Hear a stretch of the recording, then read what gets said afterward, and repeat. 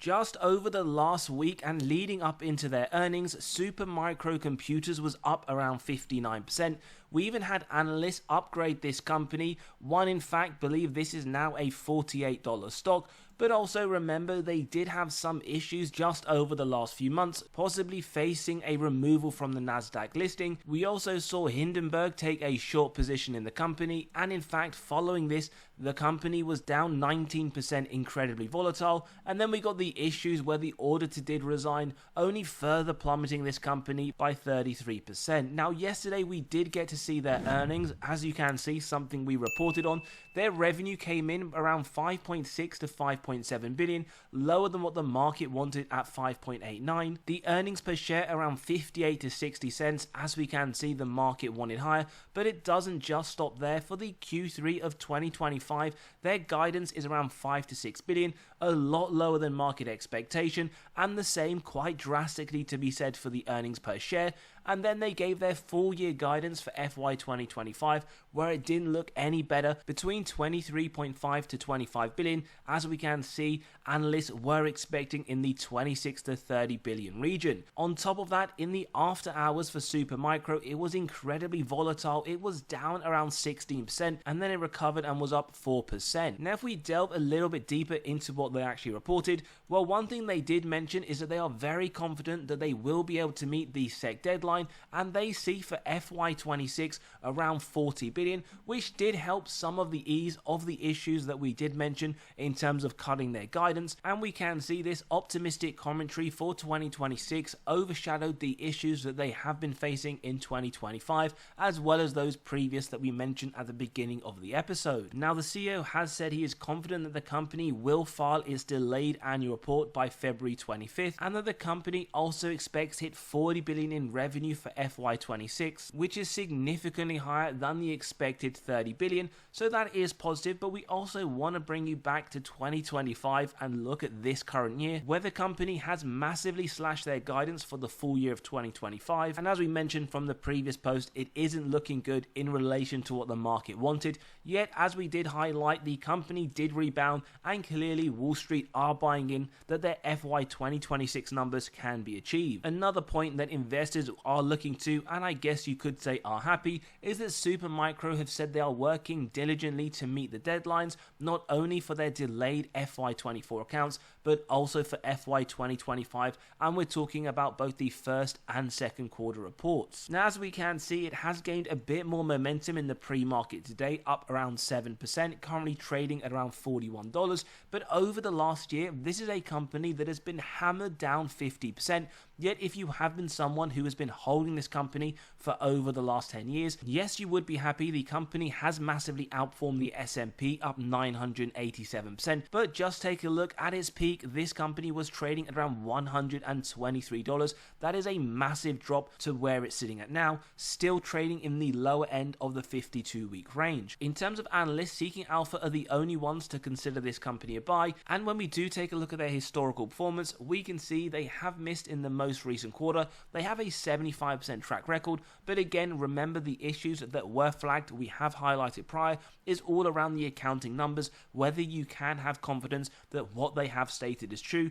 Don't forget, we did see Ernst & Young resign as auditors, and this was one of the key reasons. Having said that, we can see over the next 4 quarters where this company expects to go, 3 of them in terms of growth, and based on June 2025, this is a company that does trade at a very low forward P of just below 14, because when we compare it to the sector median of around 26, it is trading at a 40% discount, although when we compare it to their own 5-year average, it isn't that far off. Yet we do see an A- on the valuation grade, because no matter what metric you do take a look at, this is a company that trades at a massive discount to the overall sector. Remember, the question that we need to ask and be answered, is this a company that deserves the discount, or in fact are Wall Street missing a step and we should consider this a great buying opportunity? Growth grade comes in at an A-, year on year 110% growth, significantly above the sector, significantly above their 5-year average. Forward looking 61%, again the same to be said, significantly higher than the 6 and 26% respectively of the comparables. And if you do look at the earnings per share, this company expects to achieve 38% year on year over the next 3 to 5, and that is higher than the 15 and 28% of the two, again, respective comparables. In terms of profitability, this is one area that gets a poor rating at a D. We notice gross margin 14%, while significantly lower than the sector, it does come in only a little bit lower than their 5-year point, yet their bottom line of 8% does actually outperform both sector at 4 and 5-year at 5.5. One thing though that is very important to understand, based on the trailing 12 month, this company has been burning through cash, negative 2.5 billion cash from operations, the sector at 104 million, and actually they have been burning cash for quite some time given their 5-year average, but it has been at a much lower rate at 292 million. Now, for those that just want a bit more detail about the company, the underlying metrics, we do notice the free cash flow very inconsistent, although factor in this is a cyclical industry. In terms of the sales growth, it does look good, especially the most recent years, 2024 at 110%. Will be interesting to see their full year 25 and whether or not they can achieve the 2026 stated figure, which Wall Street clearly do like to note. And total sales has gone from 2 billion 10 years ago to now sitting at 15. Now, we will highlight they have diluted your position as a shareholder over the last 10 years, but one thing we would say, if a company can outperform the S&P, share dilution isn't probably going to be a very large worry. ROIC 10% or more, they managed to execute that pretty much every single year, 17% in 2024 looking very healthy, and we notice on both operating side as well as free cash flow the constant volatility and inconsistency on a year-on-year basis. Having said all of that, the net debt to EBITDA does look very strong. Remember, this correlates to the balance sheet strength, and these are the number of years it would take the company to pay off all of their debt net of cash on hand.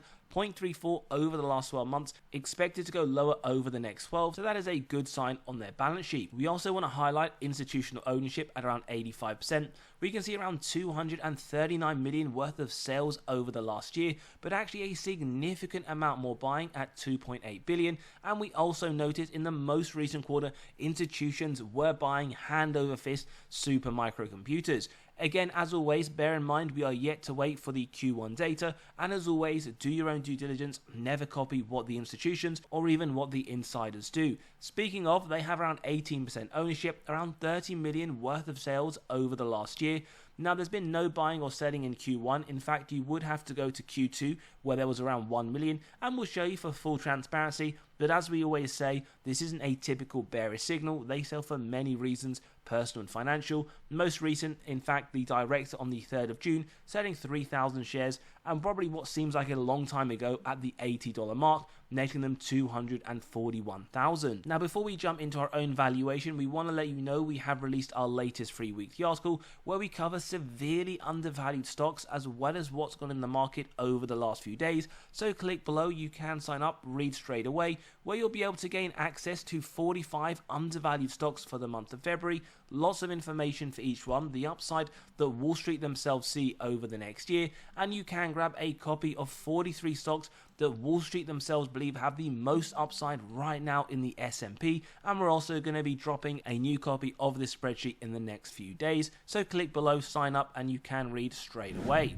Now, jumping into the valuation, our intrinsic value compromise of $44 is derived from the DCF model. Now, we'll show you where the figures come from. We have the free cash flow year on year.